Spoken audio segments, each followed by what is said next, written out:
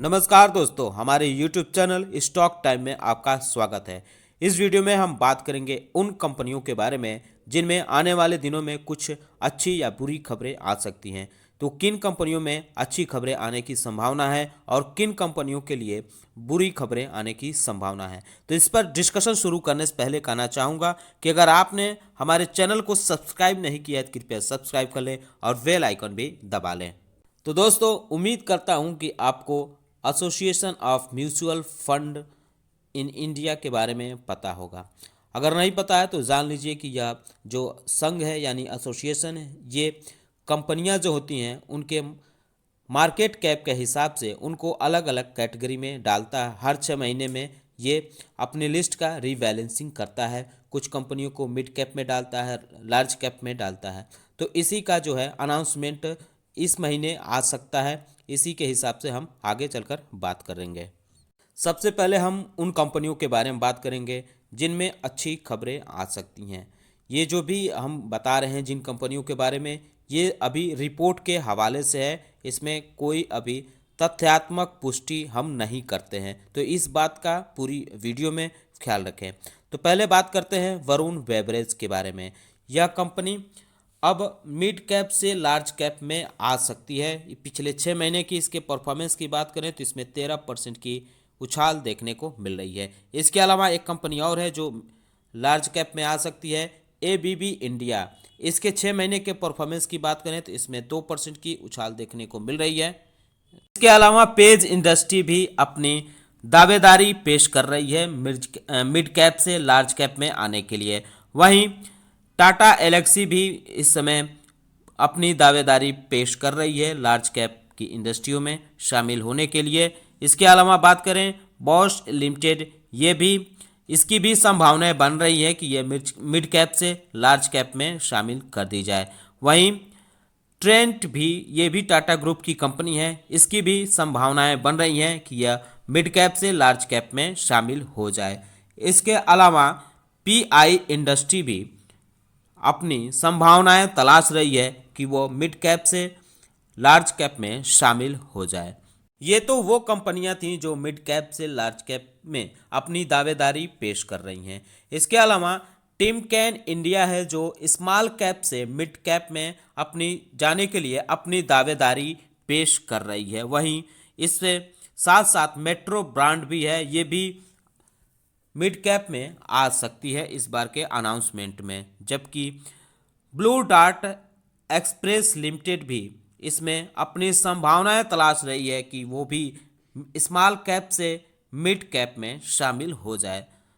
अगर fine organic industries limited की बात करें तो इसकी भी दावेदारी पुख्ता देखने को मिल रही है रिपोर्ट के हवाले से कि वो मिड कैप से, माफ कीजिएगा, स्मॉल कैप से मिड कैप में शामिल हो जाए।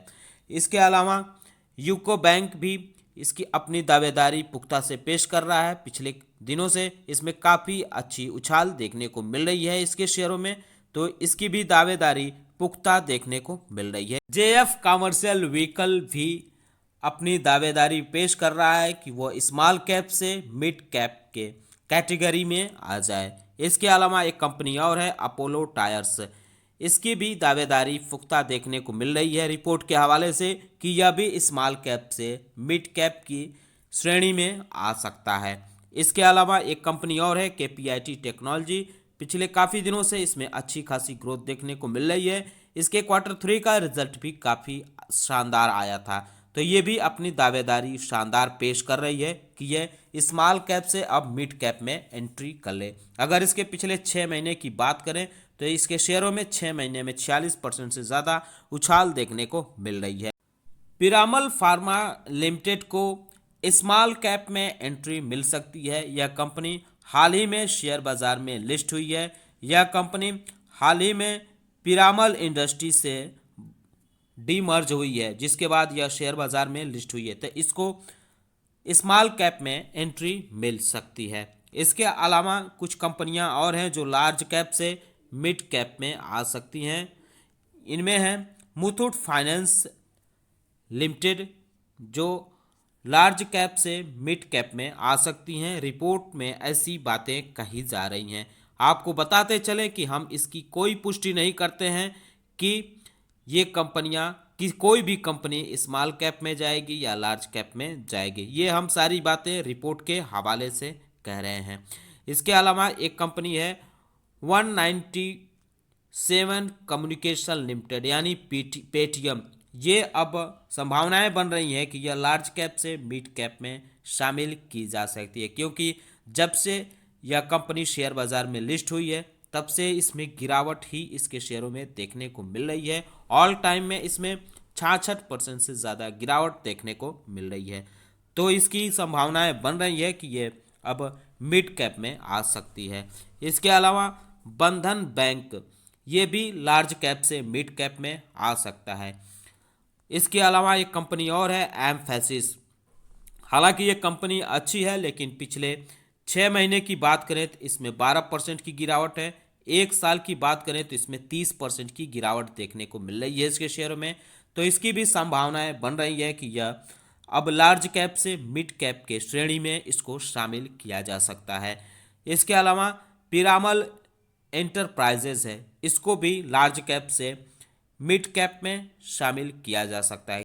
इसके अलावा हम बात करते हैं उन कंपनियों के बारे में जो मिड कैप से स्मॉल कैप में शामिल की जा सकती हैं। तो रिपोर्ट में ये कहा जा रहा है कि टेल्ना प्लेटफॉर्म अब मिड कैप से स्मॉल कैप में इस बार लाई जा सकती है। वहीं इंडियन एनर्जी एक्सचेंज IEX भी अब स्मॉल कैप में आ सकती है, ऐसी बातें रिपोर्ट में कही जा रही हैं। फिलहाल अभी ये मिड कैप में है। वहीं गोदरेज इंडस्ट्री भी स्मॉल कैप में आ सकती है, ये बात भी रिपोर्ट में कही जा रही है। इसके साथ ही ICICI सिक्योरिटीज़ लिमिटेड की भी संभावनाएं बन रही हैं कि ये स्मॉल कैप में शामिल की जा सकती है मिड कैप से लाकर। आवास फाइनेंसर की बात करें तो इसके शेयरों में लास्ट ट्रेडिंग सेशन में उछाल देखने को मिली, लेकिन संभावनाएं ये जताई जा रही हैं कि यह कंपनी भी मिड कैप से निकालकर स्मॉल कैप में शामिल की जा सकती है। जबकि चंबल फर्टिलाइजर और केमिकल लिमिटेड की भी संभावनाएं बन रही है कि यह कंपनी भी अब स्मॉल कैप में खींचकर लाई जा सकती है। अभी फिलहाल ये मिड कैप में शामिल है। नेशनल एल्यूमिनियम कंपनी लिमिटेड भी स्मॉल कैप में लाई जा सकती है, तो इस पे भी आप नज़र बनाए रख सकते हैं। इसके अलावा एक कंपनी और है new India assurance company limited, इसको भी स्मॉल कैप से इंडिया एश्योरेंस कंपनी लिमिटेड को भी मिड कैप से स्मॉल कैप में लाया जा सकता है। जिन कंपनियों को मिड कैप से स्मॉल कैप में या लार्ज कैप से मिड कैप में डाला जा रहा है, पिछले कुछ महीनों में इनमें काफ़ी हलचल देखने को मिली थी इनके शेयरों में, जिसकी वजह से इन पे ये कार्रवाई हो सकती है। वहीं जिन कंपनियों को मिड कैप से लार्ज कैप में डाला जाएगा या स्मॉल कैप से मिड कैप में डाला जाएगा, तो इनके शेयरों में कुछ अच्छे परफॉर्मेंस कंपनी के में भी अच्छे परफॉर्मेंस देखने को मिले थे, जिनकी वजह से ये फैसला किया जा सकता है एम्फी की तरफ से। ये जो भी हमने बातें कही हैं ये सारे रिपोर्ट के हवाले से है, तो इस पर पूरी तरह से विश्वास न करें। उम्मीद है कि इस महीने में एम्फी इसका अनाउंसमेंट कर देगा।